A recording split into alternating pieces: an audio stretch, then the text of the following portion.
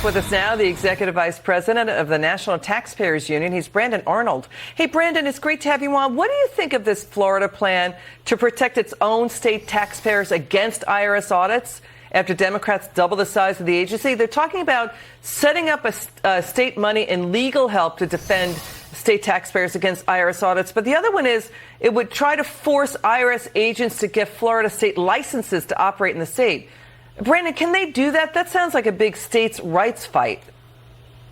Yeah, it's a great question. And I think based on my initial analysis of this and talking to some tax attorneys, I think that is a dubious provision of this plan. But let's not lose the forest for the trees here. What's important here is Florida is fighting back, and they're fighting back the right way with better policies that are going to shine some sunlight on what the IRS is doing. And like you said, help small businesses fight back against the IRS. So many small businesses unfortunately don't have the resources when they're audited, when they get nasty letters from the IRS to fight back. But thanks to this provision in the Florida law, they will be empowered to do just that. Yeah, one of the ideas is to make Florida state chartered banks send any indication that the IRS is collecting information on and those who bank with those state charter banks to D.C. elected officials so they can do oversight on what the IRS is doing.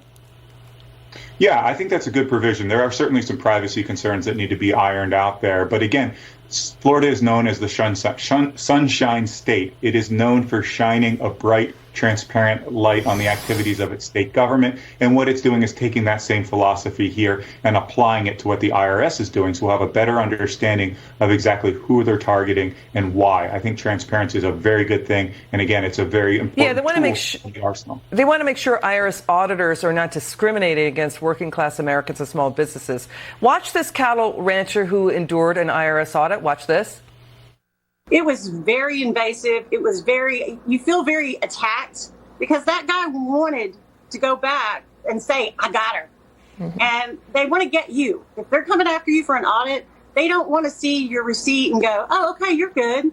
No, they're going to nitpick your life apart. And that's not what the American dream is for self-employment, small business. I mean, that's just a kick in the teeth to do that to people living the American dream. So you hear that taxpayer, right, Brandon? You see what Florida is doing. Do you think other states will follow with what Florida is trying to enact? I sure hope so. I mean, they need to help protect their citizens, protect their small businesses, especially those that don't have the resources that larger businesses and the wealthy have.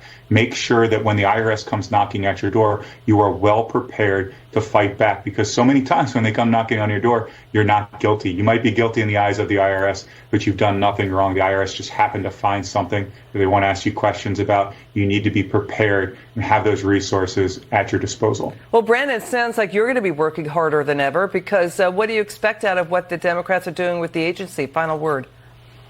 Yeah, we want to keep a very close eye on what the Democrats are doing. We're going to get a plan from Yellen, more detailed, I suppose, than what they released last year when they first outlined this plan to hire 87,000 new IRS employees. We're going to learn more about it. We're going to be studying each and every word to make sure taxpayers are well protected. Brandon Arnold, thanks for joining us. It's good to see you. Okay, this story, the shocking new way